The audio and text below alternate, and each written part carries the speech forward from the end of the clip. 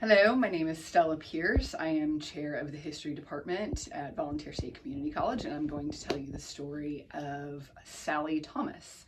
So Sally Thomas was a woman who lived in the Antebellum period in Nashville, Tennessee, and she was what Professor Bobby Lovett, professor of history at Tennessee State University, would call a quasi-slave.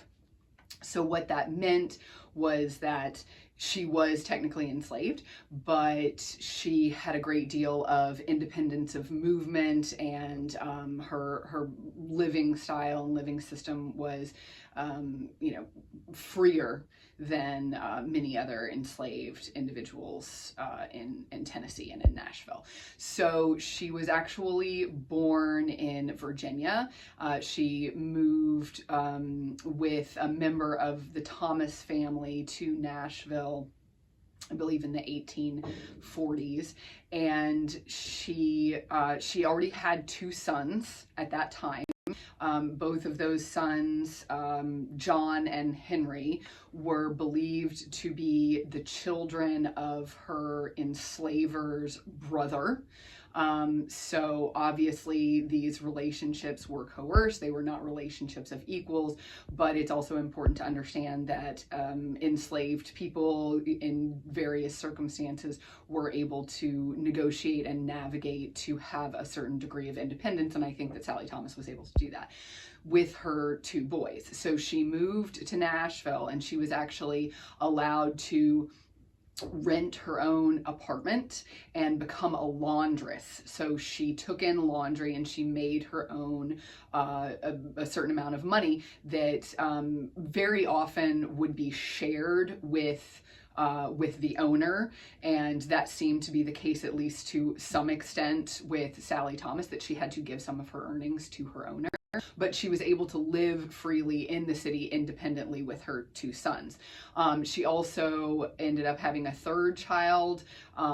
His name was Thomas. So we have John, Henry, and Thomas. And that child was believed to be, Thomas was believed to be the son of a man who later became a U.S. Supreme Court justice. Okay.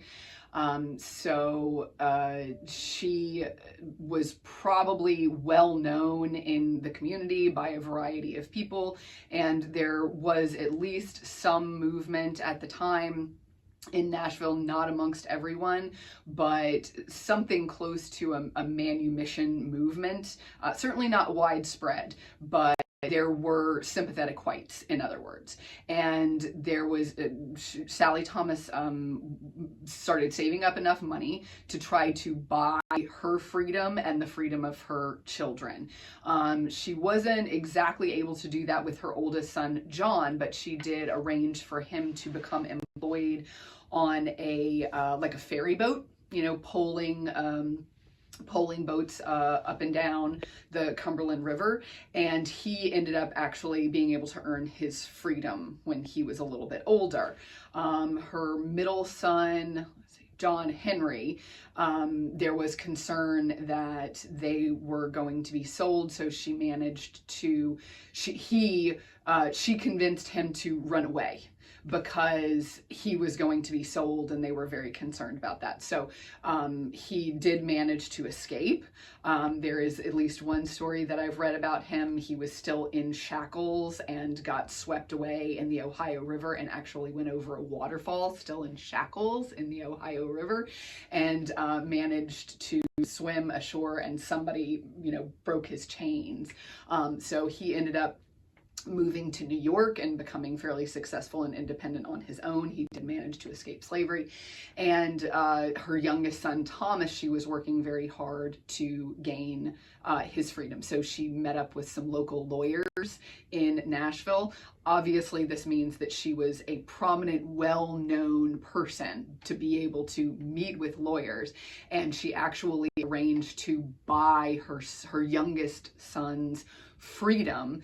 The agreed upon price was $400. She didn't quite have $400. She had saved up $350, and the lawyer agreed to pay the remaining $50, and she paid him back.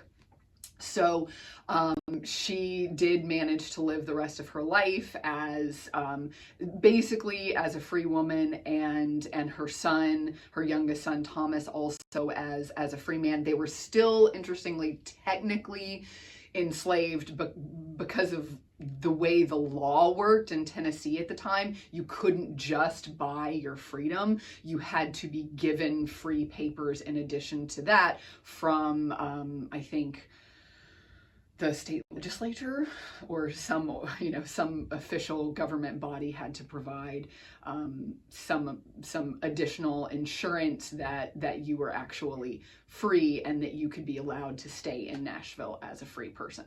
So and her youngest son also ended up being quite successful. He became a barber, and she ended up being buried in the city cemetery, and years later he managed to buy a form of stone to be placed, so you can actually still go and see the stone of Sally Thomas at the city cemetery in Nashville.